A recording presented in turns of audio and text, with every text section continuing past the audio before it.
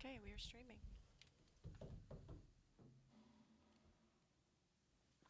Hey everybody, it's Dale Jr. for the Dale Jr. Download. We are live on our YouTube channel at Dirty Mo Media for the Ask Junior part of our show.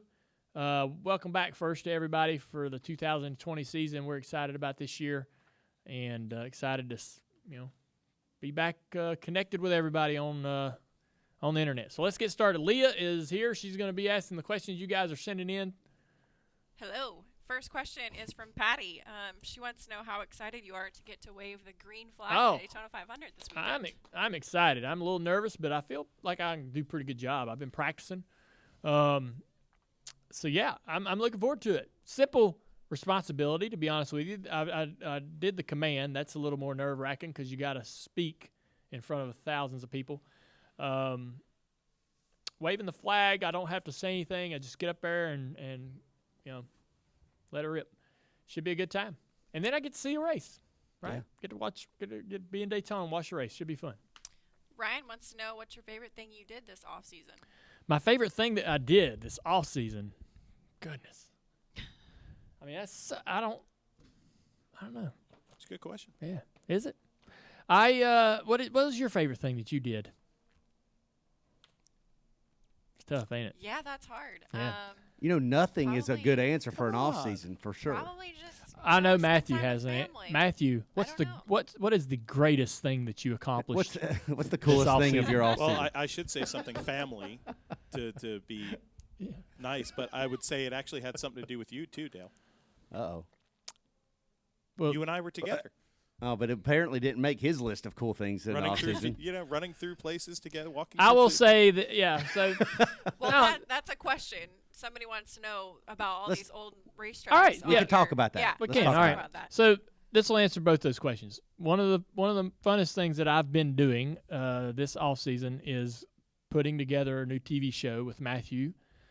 And yes, we're going out to these old racetracks, these relics, abandoned racetracks, and learning more about them. And we're putting a show together to sort of bring those stories to life. And there's a lot of people that are doing that right now, but we're going to put our own little spin on it.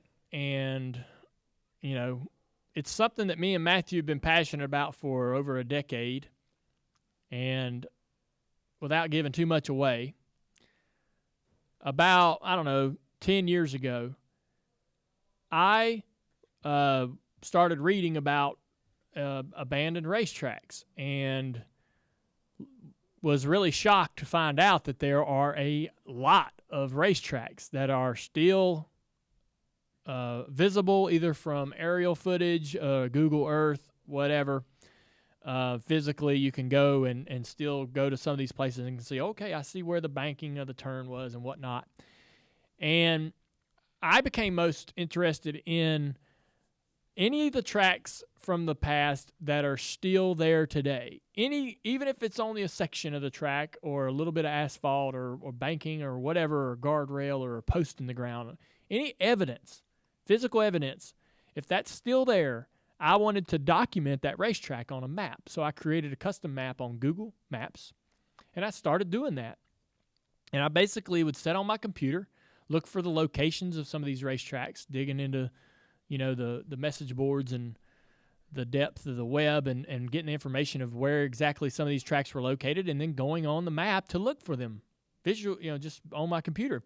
And if I found through aerial footage or that, Google Earth view of the track, if I found what I was looking for, I would document it and tag that location. I did this for about 10 years. Little did I know that Matthew was doing the exact same thing. Me and him knew each other, but we weren't friends. We weren't buddies as far as we didn't hang out and talk, right? But we hired Matthew to help us with Dirty Mo Media and this show, our Dale Jr. Download. And I said, hey, man, I got this cool map. You like history? I like history. I got this cool map of all these tracks. And he goes, I got a map too. I mean, the exact same. We were doing the exact same thing in two different, universes. And so we merged our maps together, and we have over 600 tracks, right? Oh no! How many we got now? my buddy from Canada, we've been working on it big, Okay. and we're up to 1,700. What? Yeah. Wow. I'll send you the update. It's crazy. All right. So anyhow, I had several hundred on my map. Matthew had several hundred on his. We obviously had some copies, some duplicates, but we merged our maps together and had over 600 locations in the United States. And so we were creating a TV show that's going to take me and him to some of these racetracks to see them and talk about them and find out about them. And it's going to be a lot of fun.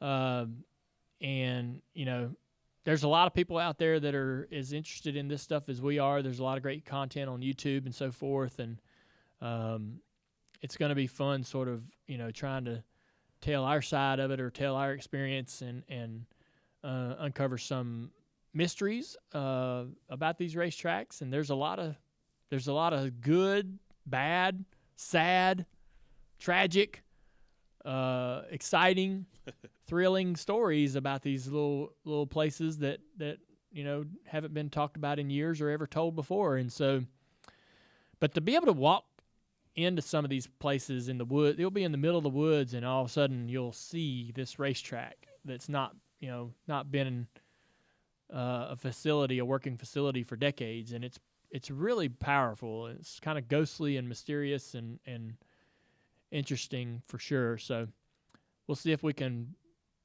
bring that across the screen to you guys when you're watching the show. And it's been a lot of fun, though. We've been working on it, putting together episodes for the past several weeks. We got a great team of people that are working hard. Dirty Mo Media's putting the whole production together. So it's been can't wait this. When can we tell them where they can find it when it comes out? Yeah, you tell them. All right, it's on Peacock TV when it's a streaming service that NBC is launching in July, and it's going to be part of that programming lineup, which we're excited about. So that's Peacock TV, and then later in the year, eventually, I think it will come to linear TV. But Peacock TV, go ahead and make your plans to subscribe to that when it comes out in July. Linear TV, I've never heard that. Linear. Mm-hmm. All right, Nicholas wants to know how crazy will it feel going to Homestead in March? Weird, right? I mean, that's just right around the corner. We're going to run an Xfinity race at Homestead in March, and it's literally just weeks away. So it's strange because I'm used to like waiting a little later in the year before we are going to run whatever race we're going to run.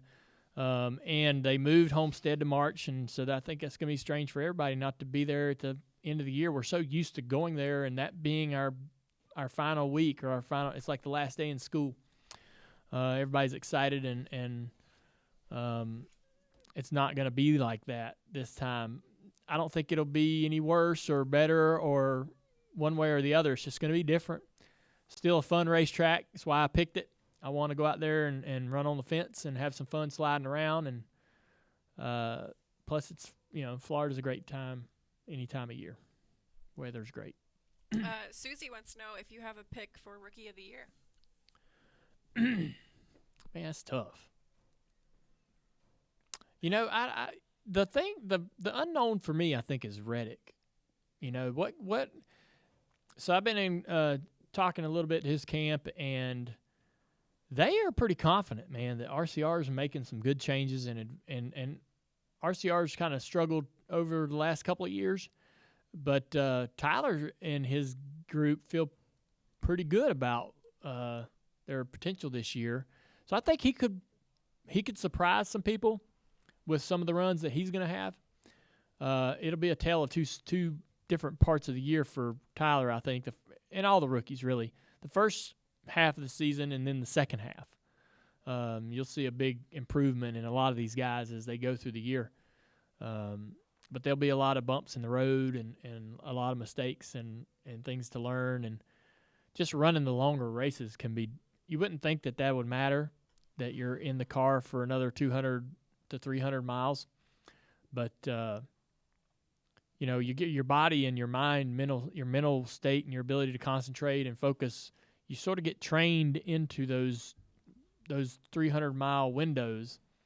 And then to be able to push yourself to go further, it takes a little work.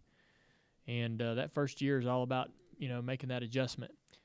The guy that can do that, I think, out of the gate is the guy that will have the best opportunity to win that Rookie of the Year. All right, guys, that's all we have time for today. All right, y'all. Appreciate y'all tuning in for Ask Junior.